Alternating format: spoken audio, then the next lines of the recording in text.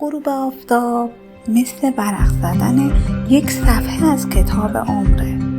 یادمون میندازه که هیچ لحظه ای ماندگار نیست، نه تاریکی نه روشنایی. زندگی ارزشش رو از همین گذر زمان میگیره. هر روز که میگذره درسی تازه به ما میده، گاهی سکوت، گاهی لبخند و گاهی هم اشک. اما همه این لحظه ها بخشی از داستان زیبای زندگیه. وقتی خورشید پشت افق پنهان میشه، امید در دل ما بیدار میمونه.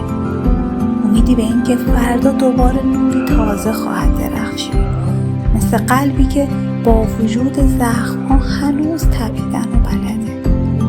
غروب به ما میآموزه که پایان ها ترسناک نیستن. هر پایان پلیه برای رسیدن به آغاز دیگر. پس تا هستیم باید زندگی رو نفس بکشیم، با تمام دلخوری ها، با تمام شادی ها و با تمام رویاهایی که دل رو روشن میکنه. و شاید راز عمرم همین باشه، اینکه در هر طلوع و هر غروب یاد بگیریم شکرگزار لحظه ها باشیم و امید رو چون خورشید هر روز در دل خودمون دوباره زنده